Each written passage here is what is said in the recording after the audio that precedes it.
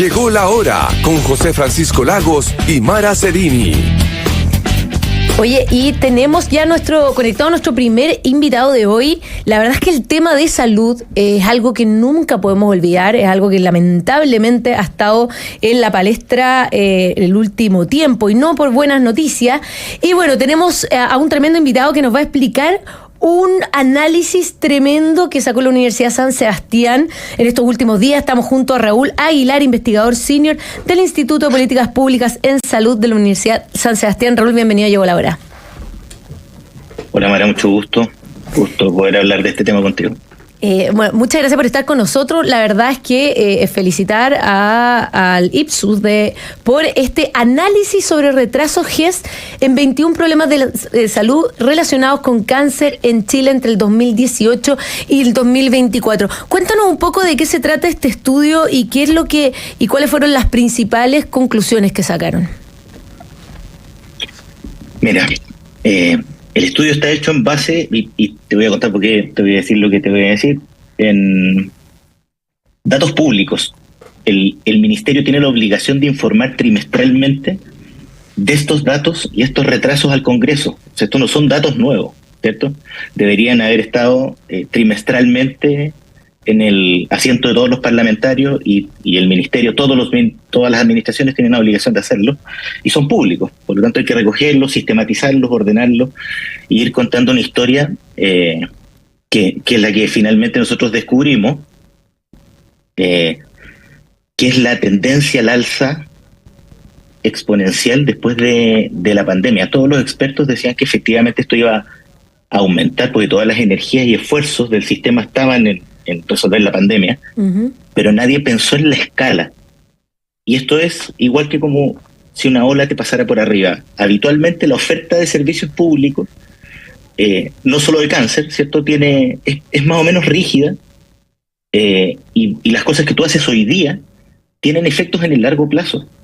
Por lo tanto, lo que están haciendo hoy día las autoridades, que en general está bien, aumentan las plazas de especialistas, se está aumentando la oferta, pero estos son para las personas que en el futuro van a tener cáncer, ¿sí? Entonces la pregunta era si el cáncer ha aumentado al mismo ritmo que ha aumentado el resto de las garantías GES que estaban retrasadas. Y la segunda pregunta que nos hicimos, bueno, el cáncer que afecta especialmente a las mujeres tiene la misma tendencia, y lamentablemente nos encontramos con que sí, y hay que son de un orden de magnitud muy grande.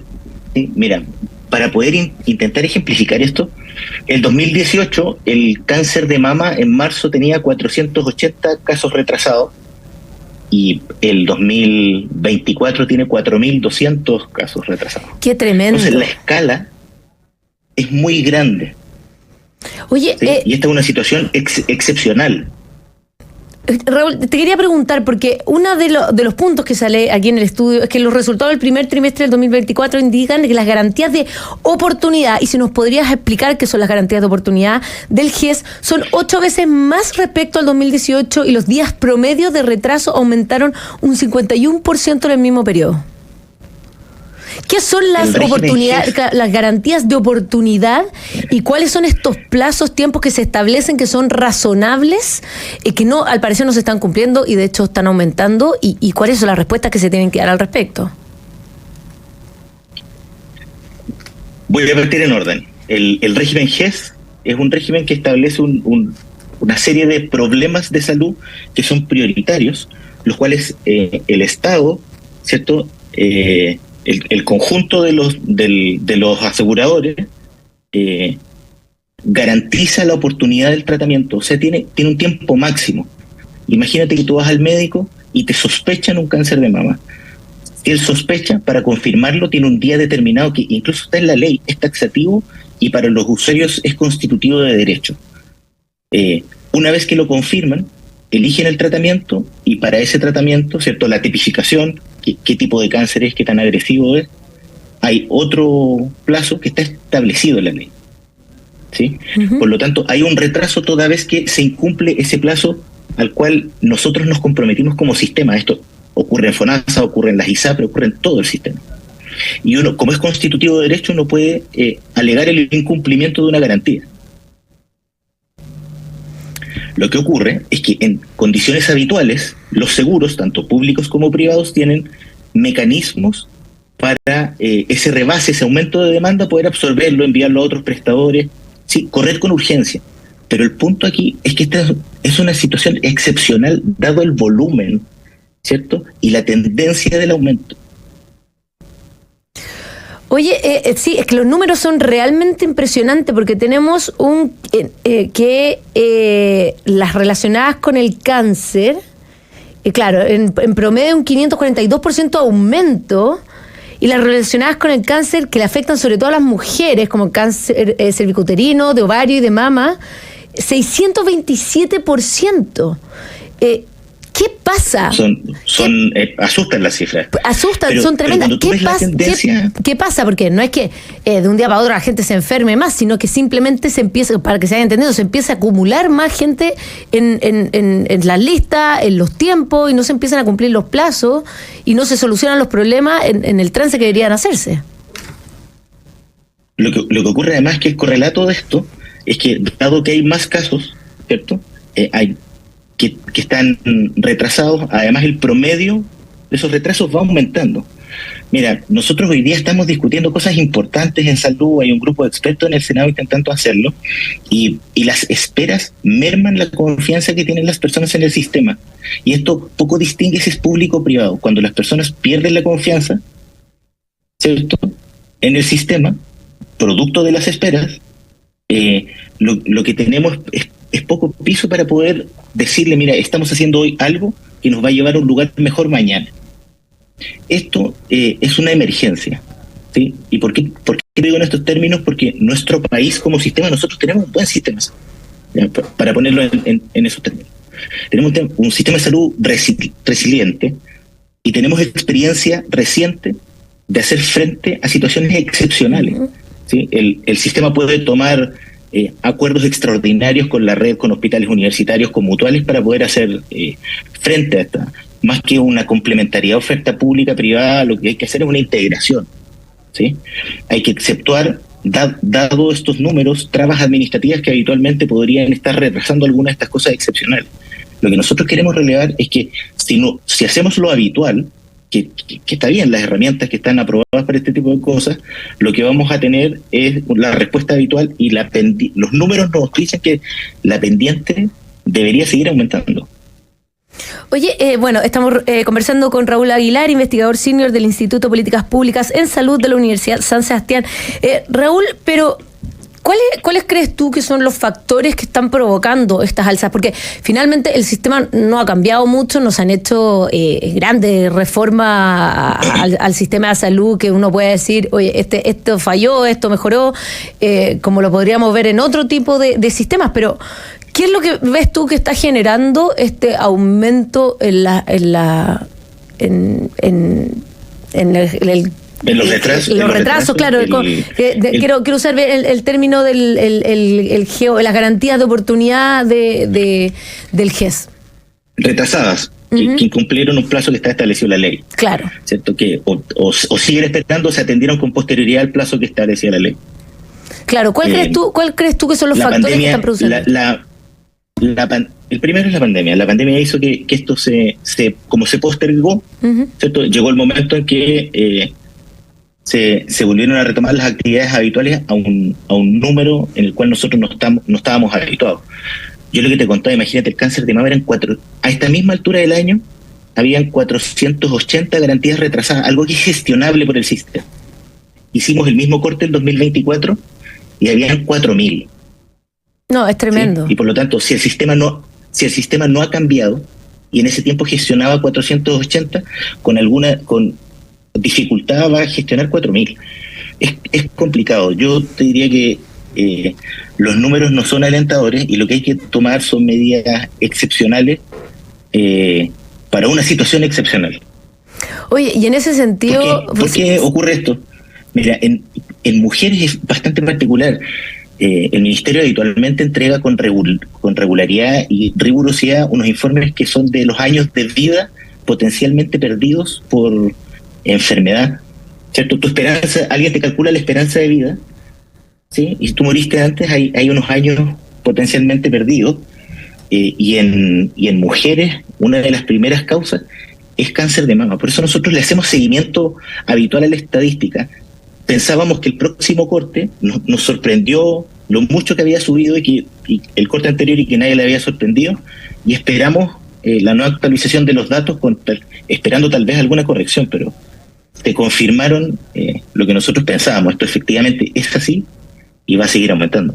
Oye, esto es tremendamente grave porque sobre todo con este tipo de enfermedades las detecciones a tiempo y los tratamientos a tiempo son clave. Entonces, si esos tiempos empiezan a retrasarse, evidentemente los números van a ser cada vez peores en cuanto a, de hecho, poder solucionar o ejercer los tratamientos a tiempo de, sobre todo, un cáncer de mamas que son tremendamente invasivos con importantes metástasis cuando no son tratados en su momento.